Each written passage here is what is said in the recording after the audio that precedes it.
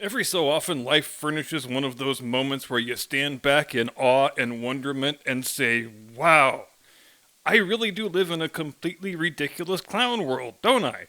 And these moments tend to happen somewhat more often when one has the immeasurable good fortune to reside in that sun-splashed paradise of good governance that is Gavin Newsom's California. So, with much double face-palming, I can report here tonight that in California in the year 2023, cannabis-infused gummy bears are 100% legal, and menthol cigarettes are a crime. In fact, if you've been to a California convenience store in these past 2 weeks, there's a good chance you were in line behind some incredulous, slack-jawed person who was having it explained to him that, nope, sorry, I can't sell you that pack of Newports because they're illegal now. And why are menthol cigarettes now contraband in the Golden State? Well, duh, because racism, obviously. And it sounds absurd because it is absurd, but it's also a logical outgrowth of an idiotic worldview where all racial disparities of any sort are taken as incontrovertible proof of a vast white supremacist conspiracy. So if black people prefer a certain consumer product and that product is potentially harmful, then the product is racist. And it's our job as white Democrats to save black people from themselves by using brute force state power to prevent them smoking the type of cigarettes that they want to smoke. You know, because we're anti-racist. It was a few days before Christmas when the ban went into effect, so on Christmas Eve, I stopped by my neighborhood 7-Eleven, and I arrived just in time for at the counter was a big black dude and the 7-Eleven guy. What's the proper term for a 7-Eleven guy, anyway? A slurpista? He was just beginning to explain to this guy that he's not allowed to buy a pack of Cools anymore, and look, I myself am not a slurpista, so far be it for me to lecture any slurpista on how to properly discharge his professional duties. But dude, this is one of those times where you need to just shrug and feign ignorance and say, got me, I don't know, I only work here. No clue why they're banned, I just know I'm not allowed to sell them. But this guy, for reasons known only to himself, he chose to go a different route. So when this black guy, who's a big burly construction worker type, he asks, wait, what? Menthols are illegal now? Why did they do that? The 7-Eleven guy, the slurpista, if you will, immediately answers, well, because they're racist. Who? The government's racist? No, the cigarettes are racist. Wait, what? Racist cigarettes? What are you talking about? And at this point, I can start to see the fear in the kid's eyes, like, oh my god, what have I just gotten myself into? But here's the funny part.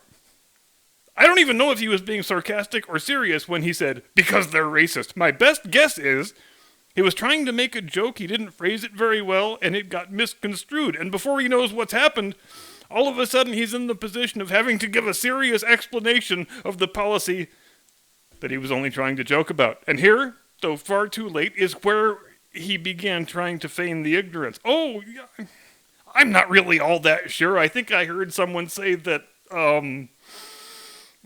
African Americans like menthols, maybe? And that means menthols are racist? I'm watching this kid from behind, and he keeps darting his eyes over at me like he's trying to escape from a kidnapper and wants me to call the popo.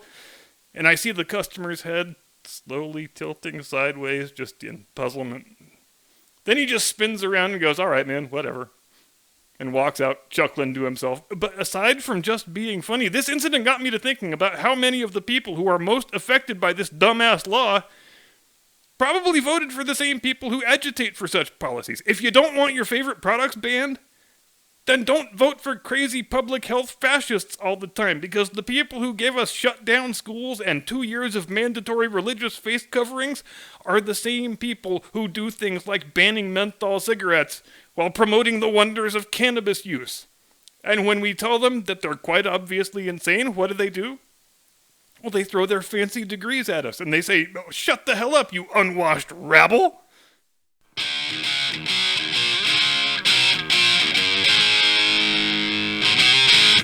From high atop the battlements of Castle Curmudgeon, where Gavin Newsom can have our Newports when he prized them from our cold, dead, nicotine-stained fingers. Good evening, Mr. and Mrs. America, and all ships at sea. Welcome to the program. Happy Monday. I am your eponymous host and humble servant. So there's a Speaker of the House now, for whatever that's worth. It took 15 rounds of voting to drag Kevin McCarthy across the finish line, and that matters not even remotely at all. In spite of any hysterical caterwauling you may have heard from the corporate fake news media about the unprecedented chaos, the confusion, the erosion of our sacred institutional norms. But you know what, you bunch of screeching idiots? Nobody is going to remember this 1 year from now. Nobody's going to remember this 6 months from now. I mean, hell, they've spent the last 2 years trying to forcibly implant January 6th into the public consciousness, and nobody outside Washington even remembers that unless they are expressly reminded of it. And to the prominent conservative commentators, you know who you are, who went right along with that narrative, who saw this thing as some awful, awful calamity, that Kevin McCarthy wasn't perfunctorily installed in this office just because it's supposed to be his turn. Well, those people should be ashamed of themselves. And their viewers and listeners, well, they should be under no illusions about the fact that such commentary betrays an apologia for the Republican Party and not a commitment to any sort of conservative principles. They are, again, not the same thing, or anything close, really. I think the 20 holdouts, they are to be commended for achieving what they achieved because McCarthy caved to pretty much all of their demands. And speaking of things that ought to illustrate the difference between Republican and conservative, how about the fact that these are being widely referred to by the left and the right alike as concessions? Now, if all Republicans were conservative, hell, even if just the Republican leadership was conservative, there would have been no need to negotiate such things, because there is nothing right-wing about any of those supposed concessions. There is nothing there but common sense. Such common sense that you look at the list of things and you think, why the hell haven't they always been doing it this way? And what's the most important thing on the list, in my view? It will surprise none of you to hear that the promise to crack down on big, bloated, kitchen sink, porkapalooza spending bills with deceptive names that have little or no relation to their contents is on the chopping block. In other words, if you want $200 million to study the sex habits of blind, one-legged homosexual albinos, then you have to write up a single-issue bill to that effect and name it the Sex Habits of Blind, One-Legged Homosexual Albinos Act. You don't get to pin it on the ass of some massive trillion-dollar spending extravaganza secure in the knowledge that it's small enough for nobody to notice. Now, I won't be convinced until I actually see it put into action, and that goes for every other thing about Kevin McCarthy too. But for my money, nothing more worthwhile could have emerged from these negotiations than that. And it never happens if they all go in there like a bunch of lemmings on the first day and dutifully cast their vote for McCarthy just because they are supposed to. So I give all the credit in the world to those 20 congressmen-elect who held firm for 3 days and 14 ballots until each and every one of their requests had been satisfied. You know what? That's how democracy works. Democracy is often quite messy. In order to get the thing you want, you have to give something in return to the people you are asking for their vote. And in this election, the voters were the 435 men and women elected to the current Congress, which means the manner in which they conduct that election, how they vote and on what basis, that is their concern alone. It's not really any of our damn business, really. We determine the makeup of the chamber, but it is down to the representatives themselves to choose their own leaders. If my congressman was one of these 20, I would send him a thank you note, but he's not, so I won't. But if you're watching tonight and you are in one of those 20 districts, I would encourage you, if you haven't done it already, to take a couple moments and send them an attaboy or an attagirl, as the case may be. Frankly, this thing played out quite a bit better than I thought it might. It was always a fait accompli that McCarthy was going to wind up with the gavel. And I thought he would get there without having to give up very much at all in terms of negotiations. But now, and again, let's not get overexcited until we see real-world results, there is an assurance, at least, of some very badly needed changes in the area of House rules and protocol. Changes that cannot come one moment too soon. Changes that seek to remedy some of the various ailments that have caused Congress to have a public approval rating that is sometimes barely in the double digits. But again, and not to belabor the point, if the GOP was a conservative party, then the leader of the House GOP wouldn't need to concede any of these eminently common sense reforms. If McCarthy and his wingmen and his media apologists had been left to their own devices, he would have taken over Nancy Pelosi's House of Representatives without making any structural changes whatsoever. Now, do I think Kevin McCarthy is emanated by any particular desire to improve the condition of the American people? No. Not for 1 second do I think that. Many years ago, this man identified Speaker of the House as his dream job, and he did whatever he had to do in order to get there and close the deal. Let's not forget, after all, that when John Boehner quit the job in 2015, McCarthy was supposed to be the heir apparent all the way back then. But then they wound up press-ganging Paul Ryan into the job, basically, because nobody wanted McCarthy for all the same reasons lots of people don't want McCarthy today. Namely, because he's a certified political opportunist and a dyed-in-the-wool swamp creature. And he's also a California Republican. And if California Republicans were worth 2 squirts of piss, my home state would not be in the shape that it's currently in. And Paul Ryan, the man with the Eddie Munster hairdo, I will never understand what happened to that guy after he became Speaker.